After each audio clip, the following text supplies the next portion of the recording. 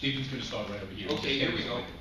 Tony, Ansel, congratulations. It's great to see you again here. Tony, it's like you're having with Scandal and now this movie, this sort of career resurgence. Do you feel that way? And did you read the book, both of you, and talk about your characters compared in the movie compared to the book? Yes, and yeah, it's been a great few years, doing all kinds of new momentum in all different ways for me, work-wise, which has been really exciting. What was the second part, Stephen? Talk about the characters. I had read the book. Oh, okay. And the characters, similar to the book. I'd say that Neil Berger, in developing the book into a screenplay, really fleshed out some of the secondary characters even more than what's in the book. So, for example, Andrew, my character, I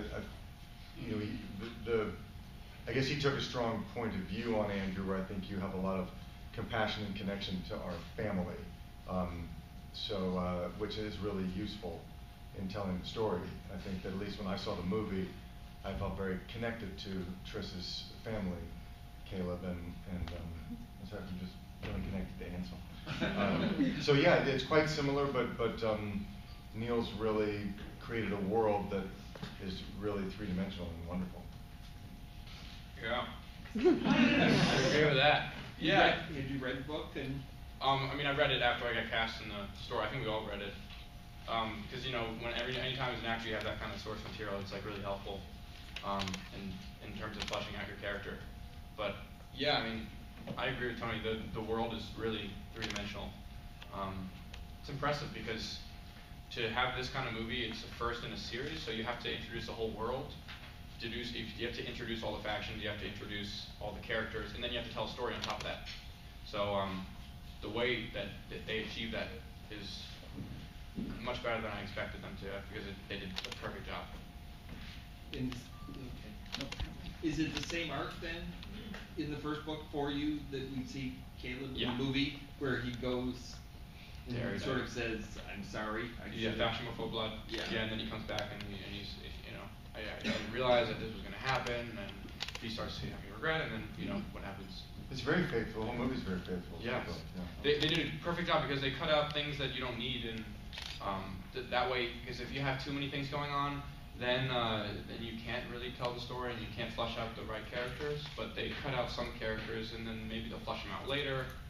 I'm sure some of you guys know who the character is that they cut out, but maybe they'll flesh them out later. And yeah. Thank you. Go ahead. Hi, can you tell us who was the best or most natural fighter on set, and who was like the clumsiest or had the toughest time? See, we're abnegation. Kings were in abnegation. Yeah. So there was no fighting. No fighting. No fighting in our abnegation. Yeah. We didn't know what we were doing. I'm guessing. I mean, by the looks of him, I'd say Jai. I wouldn't want to mess with Jai just because naturally he seems like and him and Theo, I don't want to mess with. Yeah.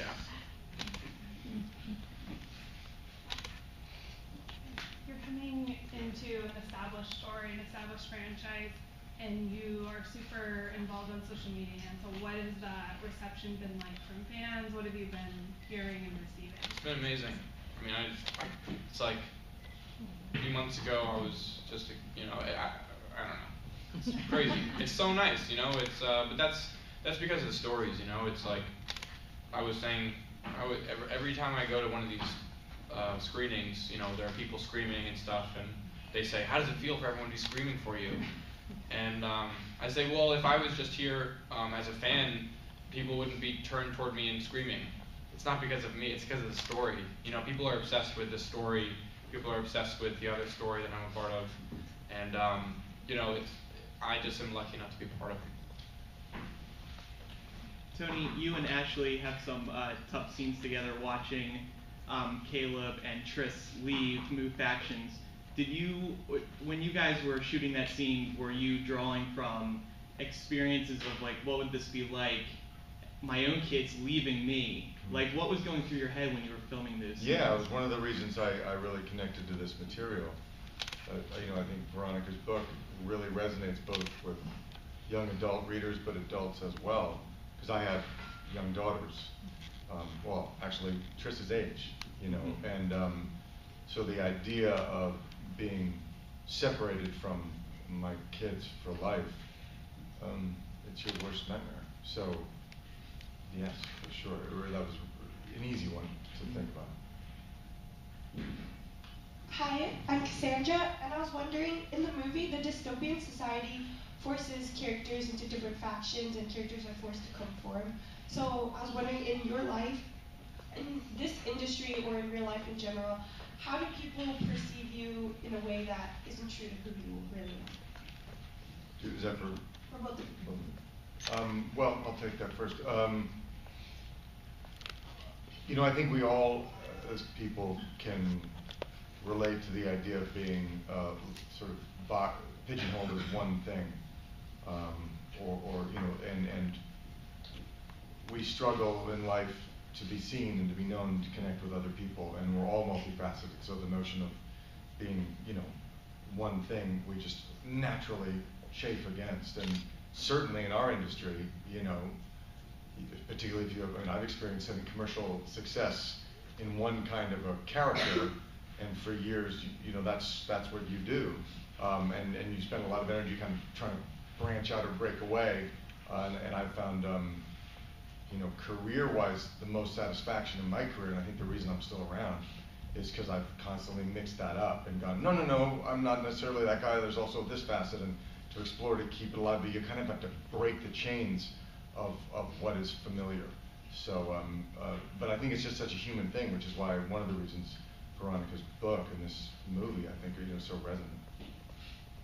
Yeah, I mean, for me, right away, I'm trying not to only play like a leading man kind of character. That's why Caleb is awesome for me to play. He's not the leading man, because you know, you can easily be pigeonholed in this industry, but also in life. You know, I think that is actually one nice thing about being an actor, though, is that ideally you're able to play a lot of different characters and be different people all the time. And as human beings, I think we all strive to sort of be divergents. Hi. I was just wondering, since film is such a collaborative media, how much of a force was Veronica on? Was she on set? Did she give you any insight into your characters? We almost never overlapped. It just didn't work out that way. I don't know why. But I know that I was just on a press tour with her, so I've heard her answer this question, so I'm gonna sort of answer it for her, I guess. She said a lot that she didn't really want to, you know, put her hands into the pot too much, and you know, you let Neil and the producers do their work. But when we were on our tour, we talked a lot about Caleb and where he goes, and you know, things and that's helpful because you have the person who created him there. So that's awesome. And Tony?